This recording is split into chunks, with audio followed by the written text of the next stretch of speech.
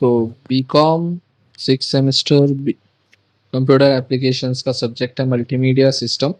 तो इसके अपन important questions multimedia definition characteristics पूछा। मल्टीमीडिया जो है उसमें यहाँ रेफर करता प्रोग्राम्स को जो कि बहुत सारा कंटेंट हो गया, टेक्स्ट हो गया, ऑडियोस हो गया, इमेजेस हो गए, एनिमेशंस हो गए, वीडियो, इसको क्या करता है एक सिंगल एप्लीकेशंस में या प्रेजेंटेशन में डालता है, इसको मल्टीमीडिया बोलते हैं। जनरली देखा गया तो इन्हें दूसरे मीडिया को एक साथ लाने का जो है सो एक बहुत अच्छा वे है जिससे कस्टमर्स क्या करता है एंगेज होता है, एक्सपीरियंस मिलता। इसके कैरेक्टरिस्टिक्स क्या है? कैरेक्टरिस्टिक्स ऑफ मल्टीमीडिया के अंदर आप देखो, फर्स्ट है इंटीग्रेशन। इंटीग्रेशन का मतलब मल्टीमीडिया पूरे दूसरे मीडिया, मल्टीपल मीडियाज को जो है सो कंबाइन करता है, एक ही फॉर्म में नहीं बट इन्हें एक ब्लेंड भी कर देता है उसको। फिर डिजिटल रिप्रेजेंटेशन, डिजिटल रिप्रेजेंटेशन के अंदर जो है सो इन्हें जो मीडिया के जो भी एलिमेंट्स रहते हो जो स्टोर करता, उसको क्या करता है डिजिटल फॉर्मेट में प्रोसेस करता। इससे क्या होता है इजी आप उसमें मैनिपुलेशन जो है सो और डिस्ट्रीब्यूशन जो भी डिस्ट्रीब्यूट करना चाहे कर सकते हो उसको। फिर नेक्स्ट है इंटरएक्टिविटी। इंटरएक्टिविटी के अंदर मल्टीमीडिया उसके यूजर्स को अलाउ करता है कि जा उनने जो है सो कंटेंट के साथ जो भी है इंटरैक्ट कर सकते हैं, जैसा कि क्लिक कर सकते हैं बटन्स को, या फिर नेविगेट कर सकते हैं मेन्यूज को, या कंट्रोल कर सकते हैं उसके प्लेबैक को। फिर क्या है कंप्यूटर कंट्रोल। मल्टीमीडिया सिस्टम जो है सो जनरली कंट्रोल करता है कंप्यूटर से और दूसरे डिजिटल डिवाइस से, इसको आप कंट्रोल कर सकते, जिससे क्या होता है आप स्मूथली इसके साथ इंटीग्रेशन और दूसरे वेरियस मीडियाज को क्या कर सकते हैं एक्सेस कर सकते। नेक्स्ट है कम्युनिकेशन। कम्युनिकेशन के अंदर मल्टीमीडिया जो है सो कम्युनिकेट करने के लिए इंफॉर्मेशन को इफेक्टिवली और साथ ही साथ इंगेजिंग काम करता। इसका मकसद ये रहता है कि जो भी मैसेज इन्हें भेज रहा हो उन्हें ये कैप्चर करना, होल्ड करना, ऑडियंस का अटेंशन इन्हें लेना उसके अंदर। Next answer data stream meaning and characteristic. Data stream जो है कंटिन्यूस है, मतलब रियल टाइम फ्लो है डेटा का जो कि जनरेट करता है वेरियस सोर्सेज के लिए। ये जो है सो एक अनबाउंड सीक्वेंस रहता है डेटा एलिमेंट का, मतलब इसके पास कुछ भी स्टार्ट और एंड जो है सो नहीं रहता, और इन्हें जो है सो कंसिस्टेंट रहता और ऑनगोइंग फ्लो ऑफ इंफॉर्मेशन, जैसा कि लाइव मैच हो गया या फिर लाइव स्ट्रीम हो गई, तो इसकी स्टार्ट कब है नहीं बोल सकते, एंड कब हो सकता है नहीं बोल सकते, एक स्ट्रीम चल रही, डेटा की स्ट्रीम चल रही। कैरेक्टरिस्टिक्स के अंदर फर्स्ट है कंटिन्यूस, जैसा मैं बोला डेटा स्ट्रीम जो है सो ऑनगोइंग रहता है और यूनि इंटरप्ट रहता है, नहीं इंटरप्ट, और ये कंटिन्यूस फ्लो रहता है जैसा कि डेटा सेट्स के साथ। और इन्हें हाई वेलोसिटी, हाई वेलोसिटी के अंदर जो भी डेटा रहता है ये रैपिड पीस से और रियल टाइम के acquire near real time processing के ऊपर फॉलो होता।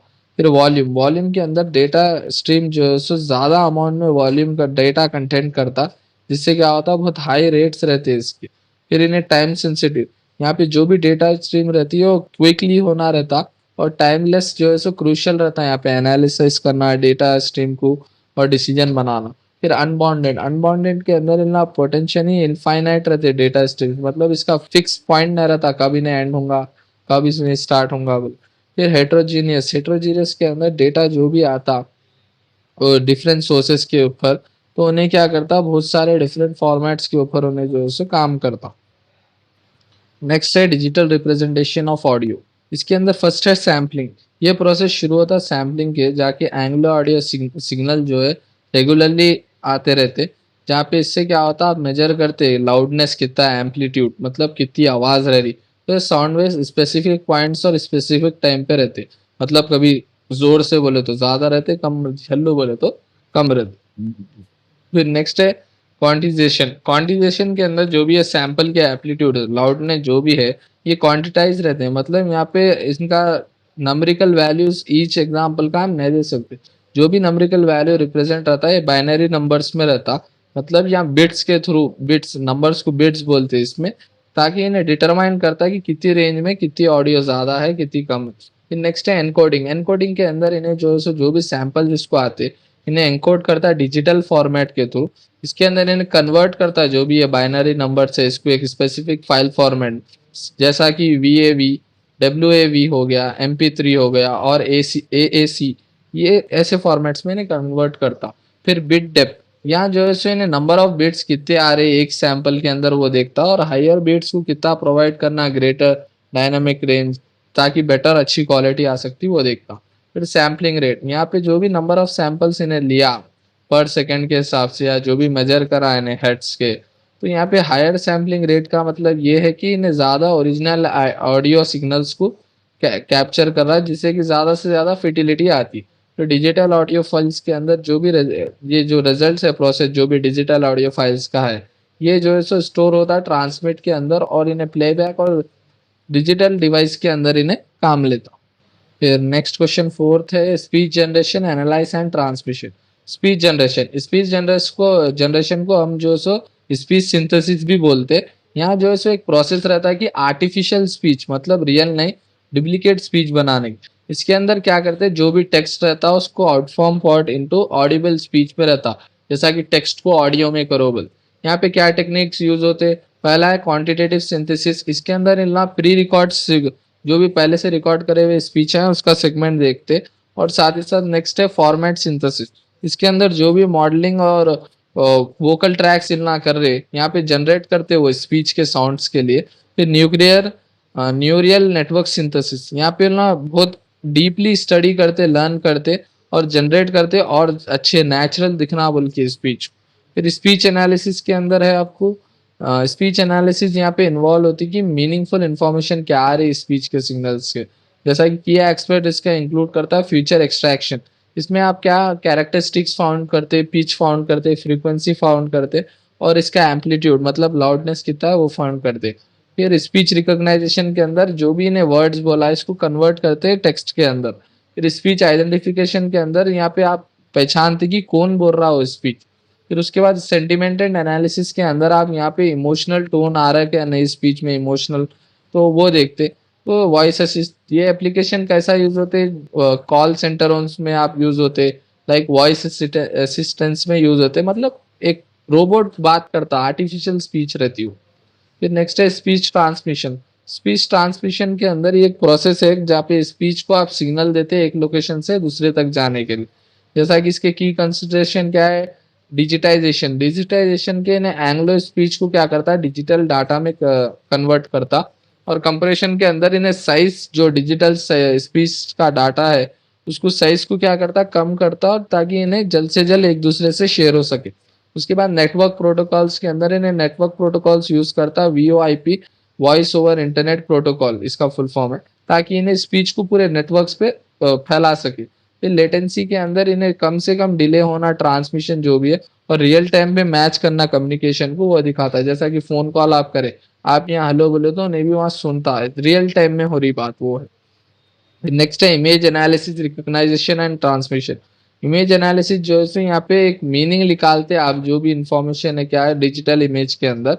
यहाँ पे इसके प्रोसेस है इमेज प्रोसेसिंग है। यहाँ इमेज प्री प्रोसेसिंग के अंदर आप इमेज की क्वालिटी और इमेज के अंदर जो भी नॉइज है उसको रिमूव करते और इमेज की क्वालिटी को इन्हांस करते। फिर फ्यूचर एक्सट्रैक्शन के अंदर आप आइडेंटिफाई करते क्या है एजेस क्या है शेप क्या है कलर क्या है टेक्सचर्स क्या है। फिर सेगमेंटेशन के अंदर आप इमेज को एक मीनिंगफुल रीजन बनाते। फिर नेक्स्ट आप पैटर्न रिकॉग्नाइजेशन के अंदर आप स्पेसिफिक पैटर्न क्या है इमेज के अंदर आइडेंटिफाई करते। ये एप्लीकेशन जो है सो मेडिकल इमेज के अंदर या सैटेलाइट इमेज के अंदर या इंडस्ट्रियल इंस्पेक्शन के अंदर ज़्यादा काम में आता है। इमेज रिकॉग्नाइजेशन जो है सो एक प्रोसेस है जहाँ पे आप ऑब्जेक्ट्स को आइडेंटिफाई करते, पीपल को हो या फिर प्लेस जो भी इमेज के अंदर है वो। यहाँ पे मशीन्स का इस्तेमाल होता है इसको लर्न करने, जैसा कि आर्टिफिशियल इंटेलिजेंस AI टेक्निक्स के। इसके की ऑब्जेक्ट्स क्या है, ऑब्जेक्ट डिटेक्शन। यहाँ पे आप क्या करते हैं लोकेट करते हैं ऑब्जेक्ट्स को विद इन इमेज में। आप गूगल मैप खोले आप तो जूम करके इमेज के अंदर ही आप एक लोकेशन को ऑब्जेक्ट को जो है सो ढूंढते। फिर इमेज क्लासिफिकेशन के अंदर आप एक लेबल देते इमेज को या बेस्ड ऑन द कंटेंट आप उसको जो है सो फॉलो करते। फिर नेक्स्ट है फेशियल रिकॉग्नाइजेशन के अंदर आप यहाँ पे आइडेंटिफाई करते हैं कि क्या फेशियल फीचर्स भी है, मतलब कोई इंसान भी उसमें है क्या नहीं। जैसा कि सिक्योरिटी सिस्टम्स के अंदर हो गया, सोशल मीडिया के अंदर हो गया, टैगिंग ऑटोनोमस व्हीकल्स के अंदर यहाँ पे जो है सो काम में आता है। फिर नेक्स्ट है आपको इमेज ट्रांसमिशन। इमेज ट्रांसमिशन के अंदर जो भी इमेज ट्रांसफर के अंदर एक डिजिटल प्रोसेस को भेजने का है एक लोकेशन से अदर सेंड करने का। तो इसके कंप्रेशन क्या रहते हैं, सॉरी कंसिडरेशन ये रहता है कि पहला की कंप्रेशन।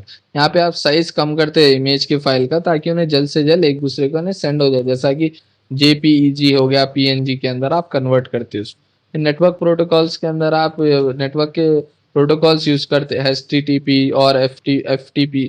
यहाँ पे क्या होता है, ट्रांसफर होती है ओवर इंटरनेट्स के ऊपर इमेज आप।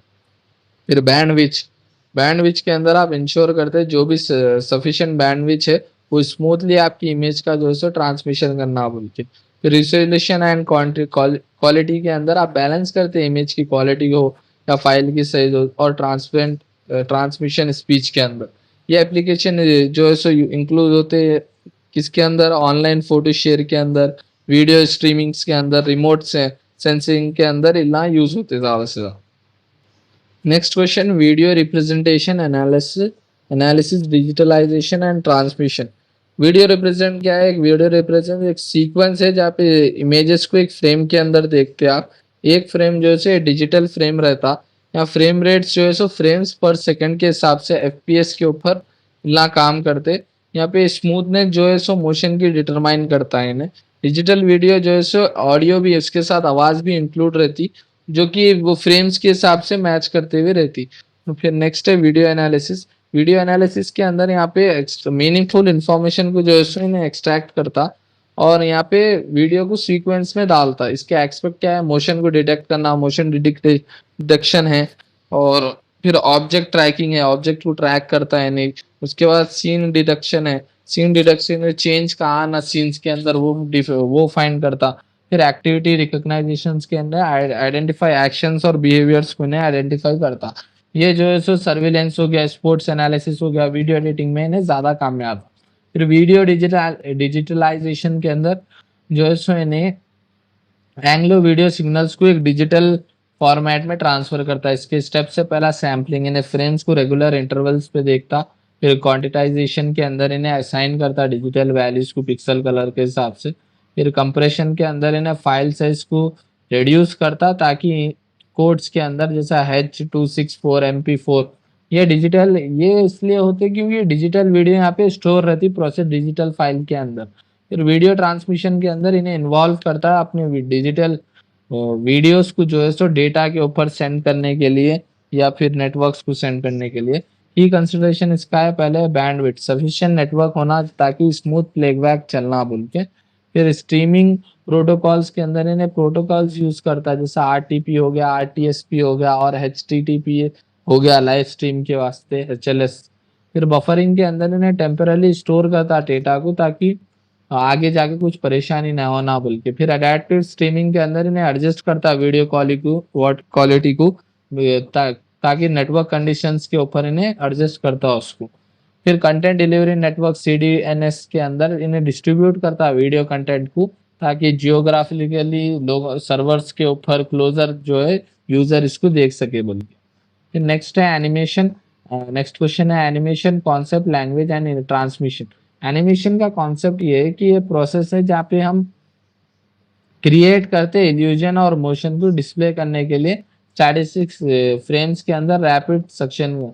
एनिमेशन बोलता हम यहाँ क्रिएट करें, हम ही बना रहे। वीडियो के अंदर हम शूट करते थे, यहाँ पे हम खुद ही बना रहे, कैरेक्टर हो गया कुछ भी हो गया। इसके की फ्रेम्स क्या है, पहला है फ्रेम रेट। यहाँ पे हम फ्रेम रेट FPS जो है वो यूज करते ताकि स्मूथ एनिमेशन चलना। फिर की फ्रेम के अंदर यहाँ पे हम डिफाइन करते क्या स्पेसिफिक पॉइंट रहना की फ्रेम के अंदर, ताकि हम कंप्यूटर पे जो है सो इनऑप्टली उसके ऊपर काम कर सके बोल के। फिर ट्रेनिंग के अंदर यहाँ पे जो प्रोसेस जो जनरेट कर रहा है आप इंटरमीडिएट फ्रेम्स के बिटवीन, वो आपको काम में आता। फिर 2D एनिमेशन के अंदर या एनिमेशन आप 2 डायमेंशनल स्पेस के अंदर क्रिएट करते। 3D एनिमेशन के अंदर आप 3 डायमेंशन स्पेस कंसिडर करते, मॉडल्स और सिमुलेशंस को यूज करते। फिर स्टॉप मोशन एनिमेशन के अंदर आप फिजिकली यहाँ पे मैनिपुलेट करते हो ऑब्जेक्ट्स को, ताकि आप बड़े कैप्चर करने के लिए फ्रेम बाय फ्रेम आप वो चीज़ को कैप्चर करने के लिए। फिर नेक्स्ट है एनिमेशन लैंग्वेज के अंदर आप टूल्स यूज करते तो ताकि एनिमेशन क्रिएट हो।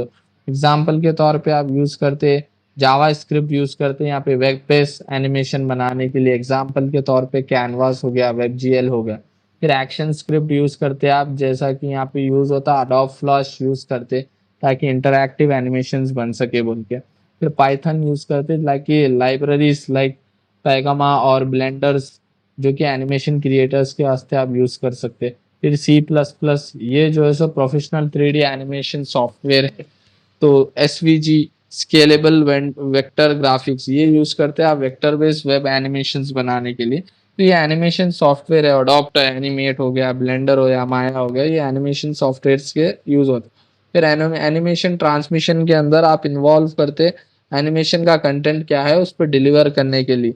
जैसा इसका कंसिडरेशन क्या हो गया, आप क्या फाइल फॉर्मेट, यहाँ पे आप चूज करते एक अप्रोप्रिएट फॉर्मेट रहना उसके लिए। एग्जाम्पल के तौर पे GIF हो गया, MP4 हो गया, WebM हो गया। फिर कंप्रेशन में आप रेड्यूस करते आप फाइल साइज को, ताकि अच्छे तरीके से आपका ट्रांसमिशन होना बोल के।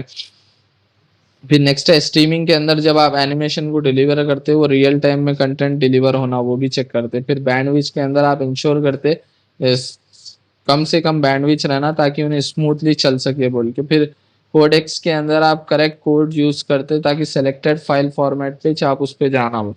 वेब टेक्नोलॉजी जैसा कि HTML5 हो गया, CSS हो गया, जावास्क्रिप्ट हो गया, ये क्या करते यूज करके आप ट्रांसमिट करते ताकि डिस्प्ले कर सके आपके वेब बेस्ड एनिमेशन स्किल्स।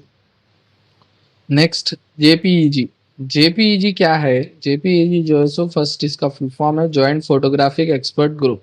इन्हें मतलब एक फोटो का सेक्शन है, जैसा हम वीडियो लेते 720p 4K 8K ultra 8K, वो ऐसी चीज JPEG फोटोज के लिए। तो इन्हें यूज होता है डिजिटल कंप्रेशन करने के लिए इमेजेस के वास्ते।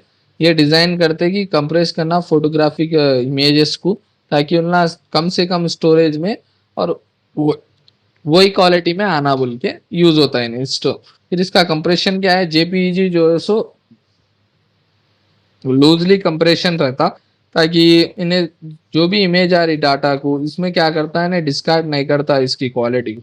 इन्हें क्या करता, फाइल साइज को कम से कम करता और इन्हें थोड़ा बहुत क्वालिटी को भी जो है सो कम कर देता। इन्हें क्या है एडजस्ट करता कंप्रेशन को जो भी है, ताकि फाइल्स और साइज की इमेज क्वालिटी को थोड़ा एडजस्ट करता है। फिर नेक्स्ट है यूज केस। JPG जो है सो कॉमनली यूज होता है डिजिटल फोटोग्राफ्स के लिए, वेब इमेजेस के वास्ते और दूसरे इमेज एप्लीकेशंस के वास्ते इन्हें फाइल साइज उसका जो है सो कंसिडर करते हैं। ये आइडियल नहीं है, मतलब ये इंपॉर्टेंट नहीं है इमेजेस जो शार्प लाइन होना या टेक्स्ट होना। महीने क्या है थोड़ा लूजली छोड़ देता है उसको इफेक्ट करके। नेक्स्ट आपको की फीचर्स इसके ने जो है सो सपोर्ट करता है 20 bit colours, millions of colours, मतलब इन्हें वाइडली सपोर्ट्स होता है वेब ब्राउजर्स के वास्ते, इमेज एडिटिंग सॉफ्टवेयर्स के वास्ते और एडजस्टेबल कंप्रेशन लेवल्स के वास्ते नहीं यूज होता। नेक्स्ट है H261। इसका डेफिनेशन क्या है? H261 का मतलब इन्हें पुराना अर्ली दौर में डिजिटल वीडियो कंप्रेशन, मतलब वीडियो के फॉर्मेट में यूज होता था। ये डिजाइन हुआ था वीडियो कॉन्फ्रेंसिंग के वास्ते, जब ISDN internet service digital network lines के वास्ते। जो इन्हें जो है so first practical video compression standard बना था। इसका पर्पस क्या है? पर्पस ये है कि इन्हें डिजिटल वीडियो सिग्नल्स को जो भी है इन्हें कम से कम नेटवर्क लेते हुए कम्युनिकेशन चैनल्स तक पहुंचाना और रियल टाइम वीडियो कम्युनिकेशन कराना इसका पर्पस था। की फीचर्स, इसके की फीचर्स ये थे, इन्हें यूजर्स को यूज क्या करता, block based transfer coding approach को यूज करता था, मतलब सीक्रेट, जिसमें क्या होता था H.2x स्टैंडर्ड इन्हें यूज करता था। इन्हें कॉमनली जो है सपोर्ट करता है वीडियो फॉर्मेट को CIF कॉमन इंटरप्रेट फॉर्मेट और QCIF quarter common interpreted format. इन्हें मोशंस को कंप्रेशन और रिड्यूस करता था टेम्परल रिडेंसी के। इसका प्रोसीजर ये था कि इन्हें और एडवांस वीडियो को कंप्रेस करता था, जैसा कि H.263 है एंड H.264 के अंदर। इसका सिग्निफिकेंस ये है, सिग्निफिकेंस H.261 के अंदर इन्हें फाउंडेशन जो भी है इन्हें वीडियो कंप्रेशन स्टैंडर्ड्स के लिए करता और इन्हें इनेबल करता है कि डेवलपमेंट होना, प्रैक्टिकल वीडियो कॉन्फ्रेंसिंग होना। और इन्हें एक मेजर स्टेप था digitalization format of video communications को बढ़ाने के लिए। नेक्स्ट है DVI।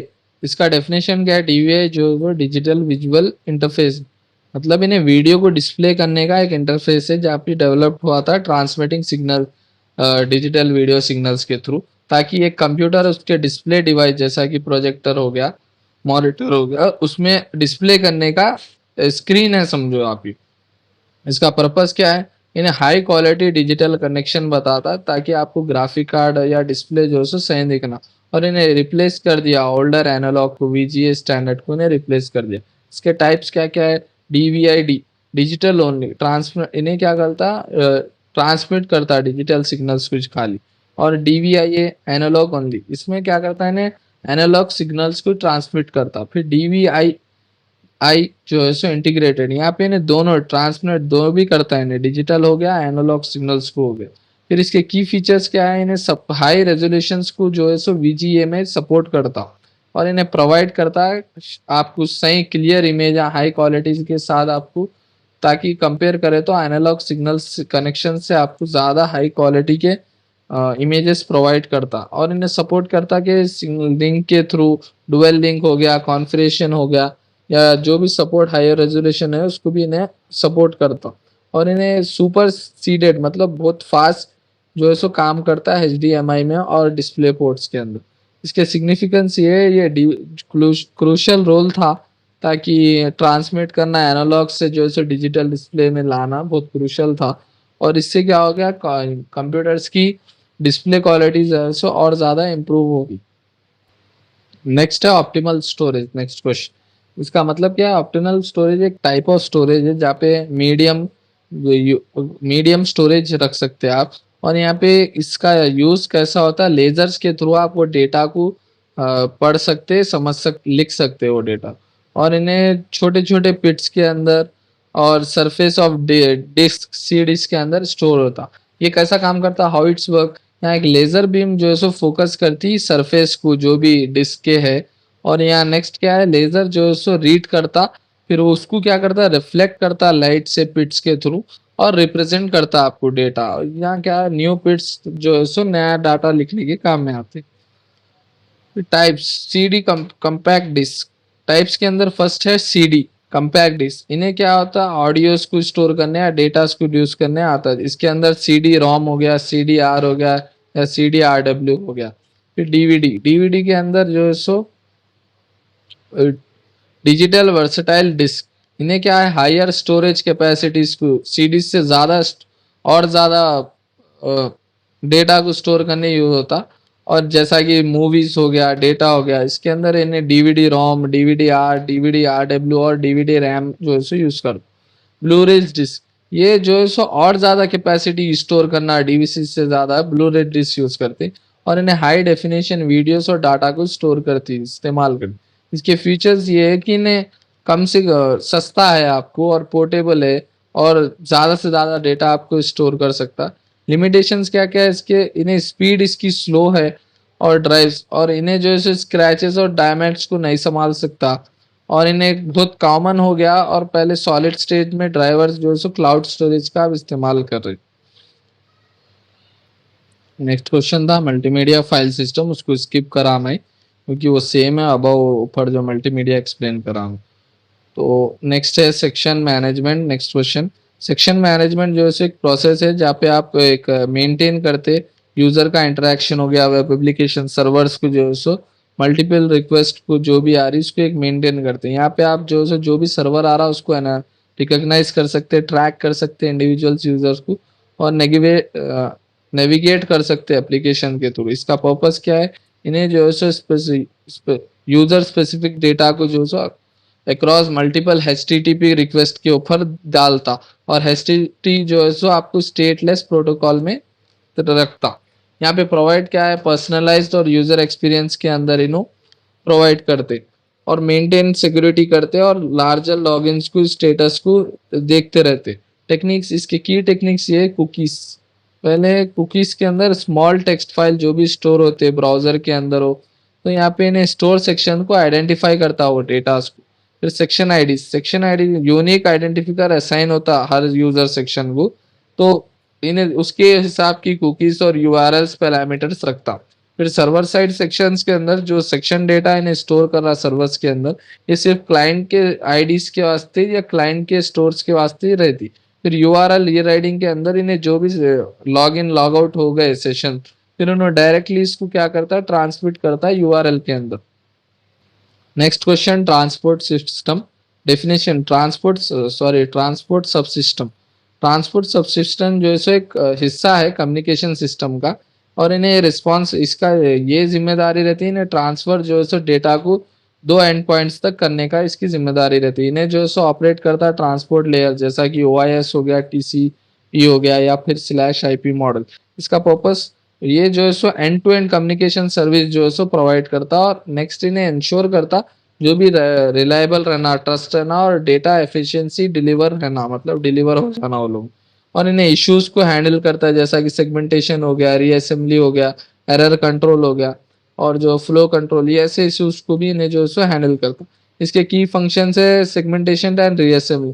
इन्हें जो भी डेटा लार्ज ज़्यादा डेटा है इसको कम से कम पैकेट्स में, स्मॉल पैकेट्स में रखता, और जो है ट्रांसमिट करता और रीअसेंबल करता उनके डेस्टिनेशन को पहुंचाने। अब बड़ा ही चीज़ है तो छोटे छोटे टुकड़ों में इन्हें पहुंचाता। फिर एरर कंट्रोल के अंदर इन्हें जो भी डिटेक्ट करता कहाँ एरर हो रहा, फिर करेक्ट करता उसको डेटा ट्रांसमिशन के अंदर, जैसा कि लॉस्ट हो गया, करप्टेड पैकेज हो गया उसको। फिर फ्लो कंट्रोल के अंदर इन्हें रेगुलेट करता रेट ऑफ डेटा को, जो भी ट्रांसमिट के अंदर ओवरवेल्म हो जा रहा रिसीवर के हिसाब से। नेक्स्ट है कनेक्शन इस्टेब्लिशमेंट एंड टर्मिनेशन। यहाँ पे इन्हें इस्टेब्लिश करता और टर्मिनेट करता कम्युनिकेशन को कनेक्शन के हिसाब से, जो भी एंड पॉइंट के लिए आप कॉल करते हैं इस्टेब्लिश्ड हो गया, आप एक दूसरे से बात कर एंड कर दिए कॉल, खत्म हो गया कनेक्शन आपका वैसा। फिर मल्टीप्लेक्सिंग एंड डीमल्टीप्लेक्सिंग के अंदर इन्हें अलाउ करता मल्टीपल एप्लीकेशंस को आपके आप शेयर कर सके सिग्नल नेटवर्क डेटा कनेक्शंस के लिए। फिर कॉमन प्रोटोकॉल्स के अंदर है पहला TCP, ट्रांसमिशन कंट्रोल प्रोटोकॉल। इन्हें आपको रिलायबल कनेक्शन देता, ओरिएंटेड कनेक्शन देता आपको। फिर UDP, यूजर डेटाग्राम प्रोटोकॉल के अंदर इन्हें प्रोवाइड करता कनेक्शन लेस अनरिलायबल कम्युनिकेशन, जो कि और ज़्यादा फास्ट रहती है उससे। Next question 14, QoS resource management definition. इसका पहले क्यू एक resource management quality of service resource management है। इसका प्रोसेस ये रहता है कि इन्हें नेटवर्क को मैनेज करता रिसोर्सेज जो भी आ जो भी एप्लीकेशंस रिसीव हो रहे हो नेसेसरी लेवल्स पे है क्या नहीं। इसका मकसद ये रहता है कि इन्हें प्रेडिक्ट करता आगे क्या होने वाला है, क्वालिटी क्या है मल्टीमीडिया की, और सेंसिटिव एप्लीकेशंस के ऊपर काम करता। इसका पर्पस ये है कि इस इन्हें नेटवर्क की जो भी ट्रैफिक रहती स्पीड या जो भी है एप्लीकेशंस की रिक्वायरमेंट को उन्हें जल्द से जल्द उन्हें कंप्लीट करना, प्रायोरिटाइज मतलब उसको हमेशा देखता हूँ उन्हें। और लेटेंसी जैसा कि लैग होना, स्टक हो जाना, लैग होना, उसको हटाता है इन्हें। और यूज़र एक्सपीरियंस को अच्छा से अच्छा करने देखता हूँ, जैसा वीडियो कॉन्फ्रेंस हो गया, स्ट्रीम देख रहे आप तो वीडियो कॉलिंग कर रहे, लैग ना होना, आवाज़ कटना नहीं, अच्छा दिखना, अच्छा होना, सब वो देखता। टेक्निक्स इसके क्या है, फर्स्ट है प्रायोरिटाइजेशन, कि इन्हें जो भी है ट्रैफिक को अवॉइड करते हुए आपको सही नेटवर्क देता। फिर नेक्स्ट बैंडविड्थ रिजर्वेशन के अंदर इन्हें स्पेसिफिक अमाउंट देता है बैंडविड्थ, यहाँ की क्रिटिकल एप्लीकेशंस को देखता। फिर ट्रैफिक शेपिंग के अंदर इन्हें कंट्रोल करता पूरी ट्रैफिक को और सही हिस्से से आपको पहुंचाने की कोशिश करता। फिर पैकेट शेड्यूलिंग के अंदर इन्हें डिटरमाइन करता पूरे ऑर्डर्स को और ट्रांसमिट करता वो ऑर्डर्स को। एडमिशन कंट्रोल के अंदर इन्हें लिमिटिंग करता number of user, network resource को जैसे सर्वर डाउन्स रहते हैं ना वैसा, तो लिमिटेड उसको देखता है इन्हें। तो इसकी सिग्निफिकेंस ये है कि QoS जो सो हाई क्वालिटी मल्टीमीडिया एक्सपीरियंस देने को देखता है अपने यूजर्स को, और इन्हें क्रिटिकल है एप्लीकेशंस को और रिसीव करना नेसेसरी है फंक्शंस के लिए, वो बताता। नेक्स्ट क्वेश्चन 15th वाला, define multimedia multimedia database characteristics data structure. Multimedia database characteristics के अंदर लार्ज डेटा वॉल्यूम्स, मल्टीमीडिया का जो भी डाटा रहता है, इमेज रहो, ऑडियो रहो या वीडियो रहो, इन्हें बहुत ज़्यादा स्टोरेज लेता दूसरे कंपेयर करें तो टेक्स्ट डाटा से। Complex data type, multimedia database हमेशा कॉम्प्लेक्स डेटा को हैंडल करते रहता, बहुत कॉम्प्लिकेटेड रहता है। फिर कंटेंट बेस्ड रिट्रीवल, इसके अंदर इन्हें मल्टीमीडिया जो भी कंटेंट कर रहा है, एग्जांपल इमेजेस फीचर हो गया, ऑडियो पैटर्न्स हो गया, ये जस्ट मेटा डेटा में रहते हैं ना हमेशा से।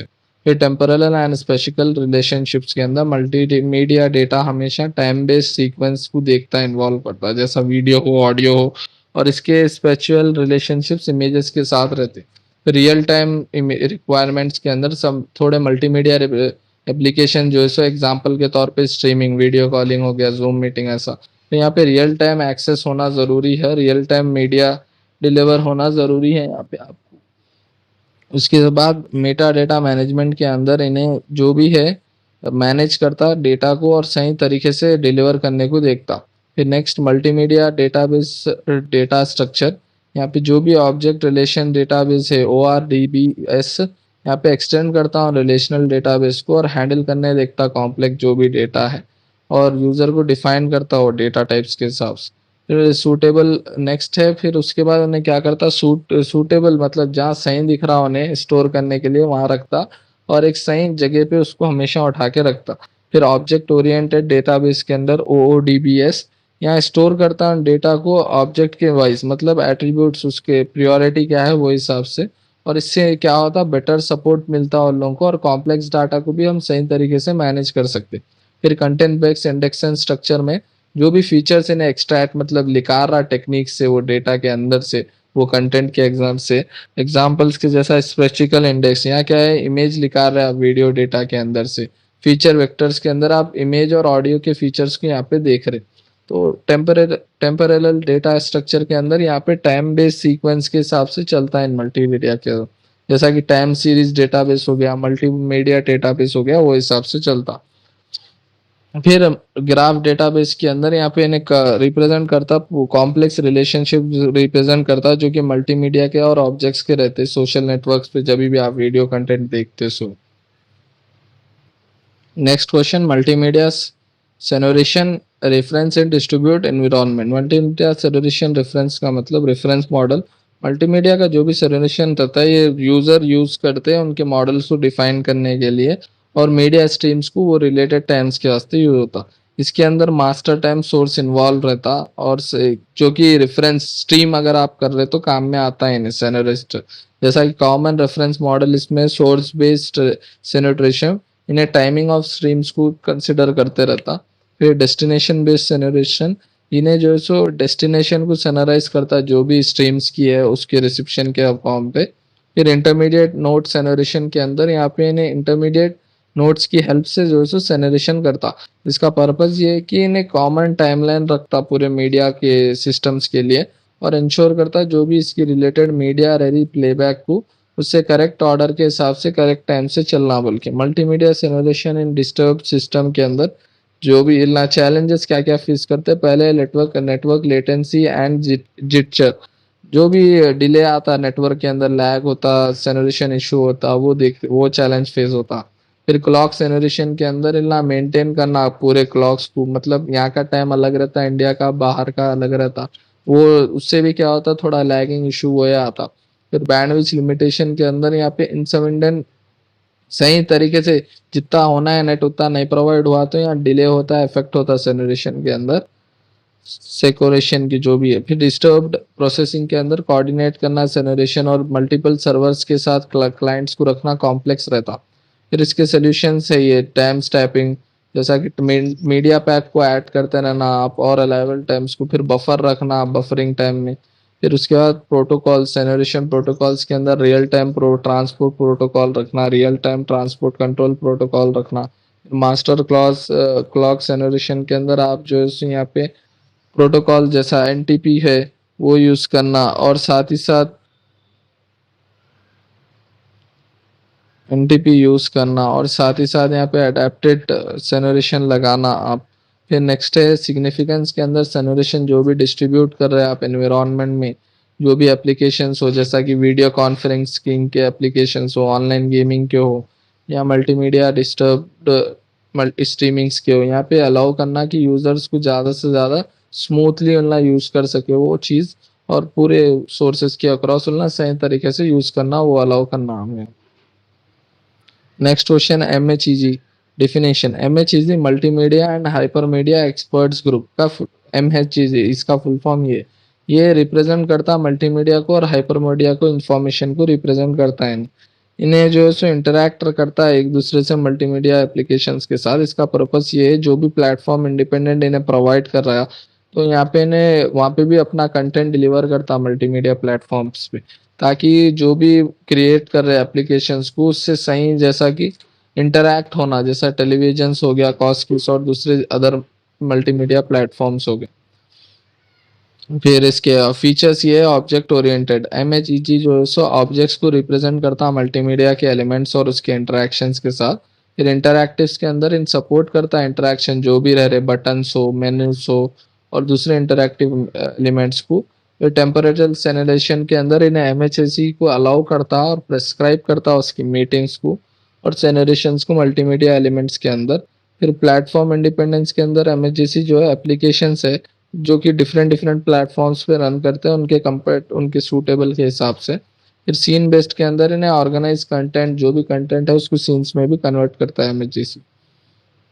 फिर इसके सिग्निफिकेंस ये है कि एमएचजीसी एक इंपॉर्टेंट रोल प्ले करता है डेवलप करने और इंटरैक्ट करने मल्टीमीडिया स्टैंडर्ड्स के थ्रू, और इन्हें एक लेस है मतलब कॉमन यूज में ज़्यादा नहीं है और वेब बेस्ड मल्टीमीडिया में काम में आता है। इन्हें उनके अर्ली डेज में इस्तेमाल होता था जैसा डिजिटल टीवी इंटरैक्टिव सिस्टम्स के अंदर इस्तेमाल करता था। फिर यूज केसेस के अंदर इंटरैक्टिव टेलीविजन एप्लीकेशंस और इलेक्ट्रॉनिक प्रोग्राम गाइड्स के अंदर ईपीजी और इंटरैक्टिव कोर्सेज और मल्टीमीडिया प्रेजेंटेशंस में काम में आता है।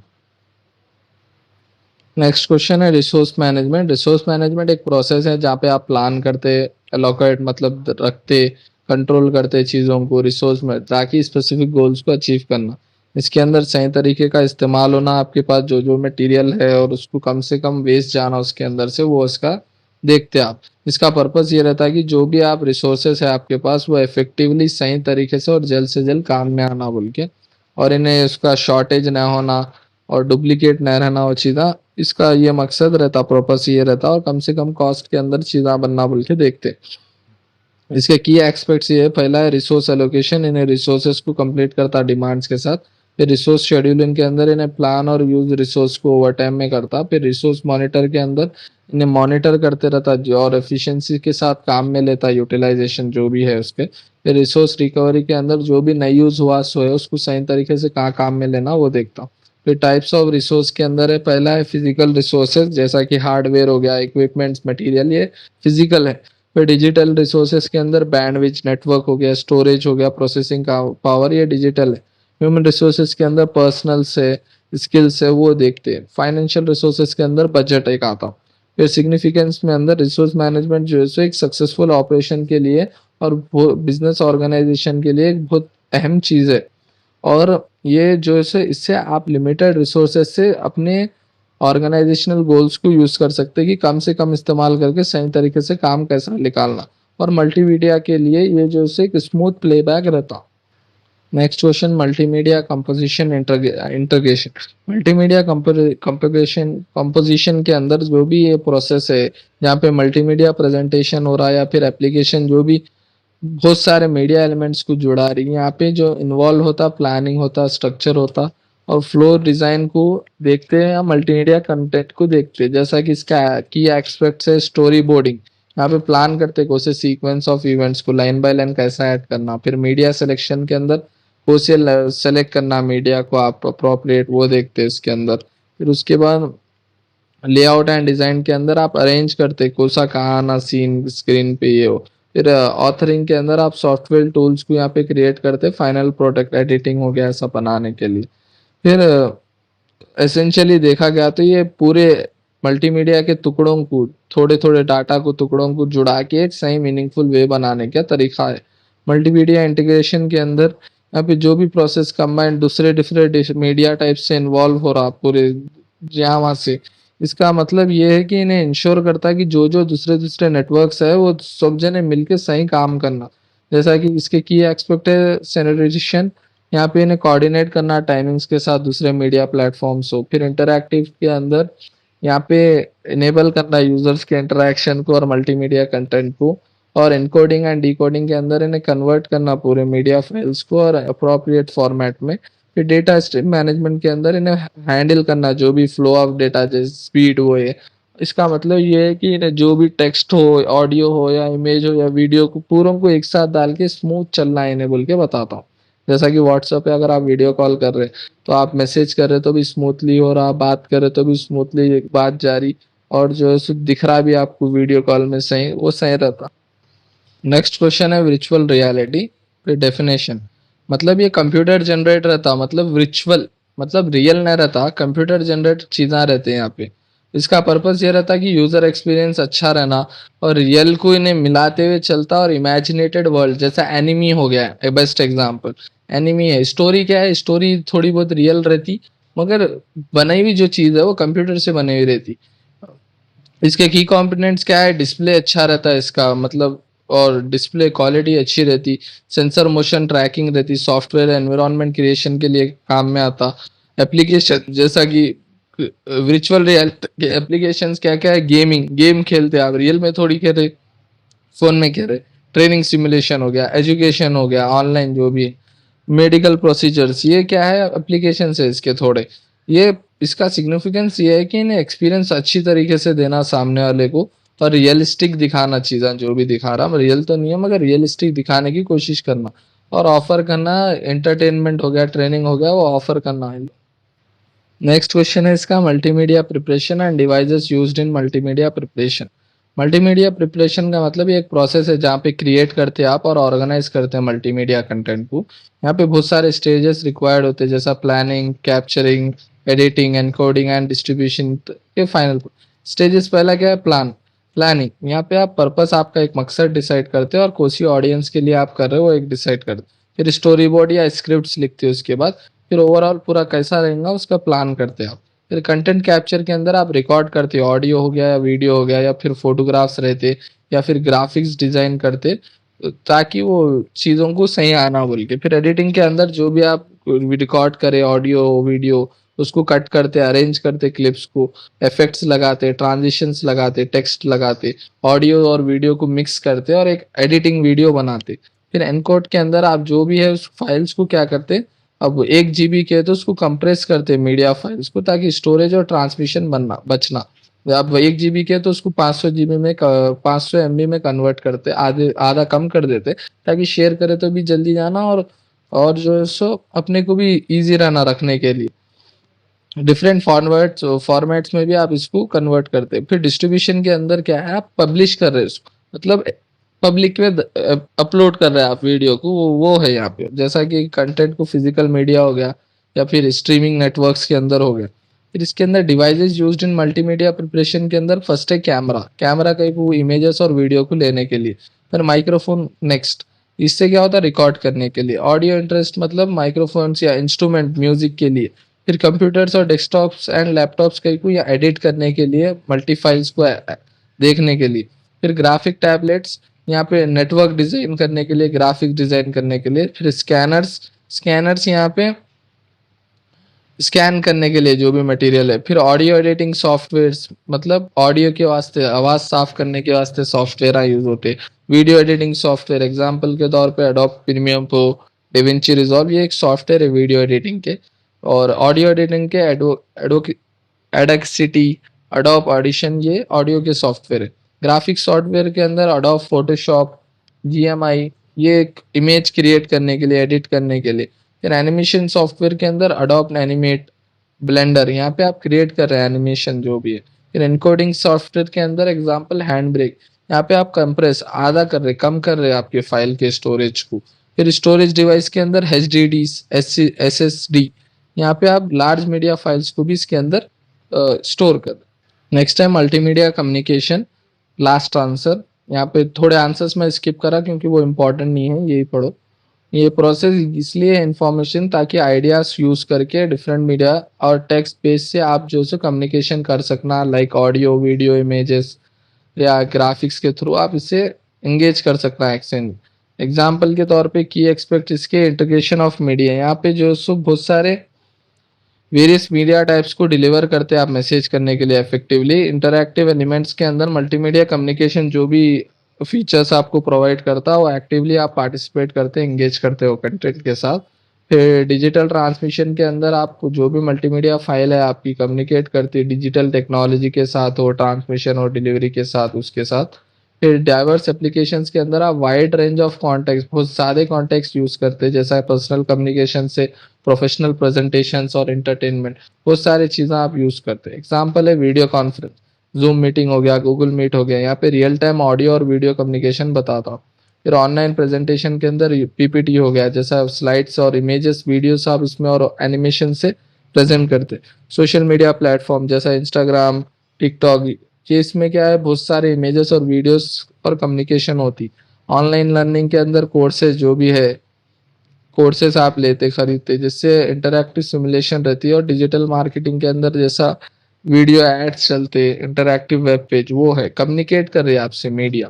फिर सिग्निफिकेंस में इसका ये है कि एंगेजमेंट अच्छा रहना, अंडरस्टैंडिंग सही रहना, फिर अंडरस्टैंडिंग सही रहना, फिर एक्सेसिबिलिटी, आपको बहुत सारे चीज़ों को एक्सेस करने का चीज़ा मिलना, फिर ग्लोबल कनेक्टिविटी के अंदर आप पूरा ग्लोबली इसको सब चीज़ों को कनेक्ट करना।